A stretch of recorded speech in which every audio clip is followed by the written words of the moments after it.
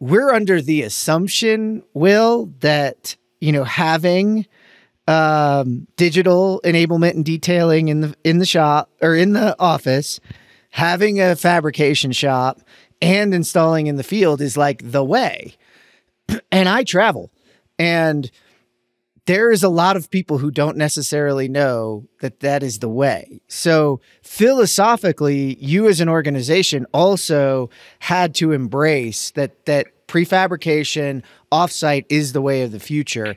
Talk a little bit about how you had to go through that, because that created its own set of changes, right? You don't do things the way you used to. No, you don't.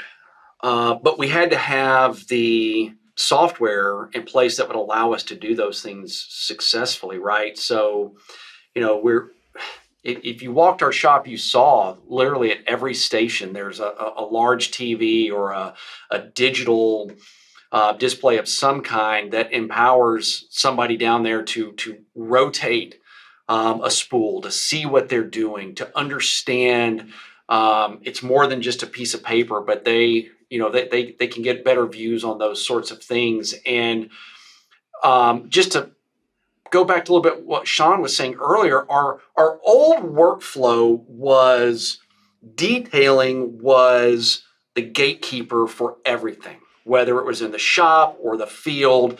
And the reason for that was they were the ones in the model doing the drawing, and no one else had access to it. We'd print some papers out. Heck, we'd even roll them up, put a rubber band around them, and cart them out to the field. And as our industry was changing, we were moving away from plan and spec to design assist and design build. The information on that paper was old by the time you got it to the person that needed it. And so we had to do something different. Honestly, we were making a lot of mistakes. We were fabricating things that were incorrect because the changed, but nobody knew it. We were ripping out installs because it was old information. Somebody picked up the wrong set of plans. I did it on accident, but they picked up the wrong roll. And anyway, we had to connect those things. And, it started with a change to Revit. Oh my gosh, you talk about a challenge, right? So we had to get out of CAD and get into Revit, and that was very hard.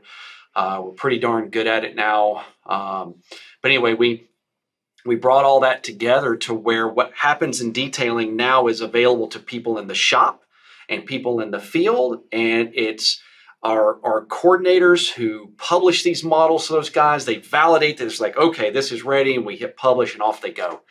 And everybody's got what they need. And man, we've got, I don't know, more iPads than I can count, but you got to do that. I mean, Jeff, to your point, if they're, man, I don't care what size mechanical you are, electrical, whatever major trade you're in as a subcontractor, you better figure out that offsite prefab and digital connectivity is the way, or you're going to get left behind. Somebody's going to come into your territory that you think you own, and they are going to blow you out of the water. And so you got to go. That's what I would tell people. Just start somewhere. Pick a project, pick a thing, and go. Yeah, and you guys embrace that. I mean, I think that's interesting because you're talking about, to these folks that somebody can come in and eat your lunch, right? And take you. And you guys talked about being a family family oriented and repeat customers. But yet, even though you have that and you provide all that, you don't hang on to this stuff like your secret sauce. You've opened up your doors to all of us to walk your fabrication floors, to share your workflows, to do all those things.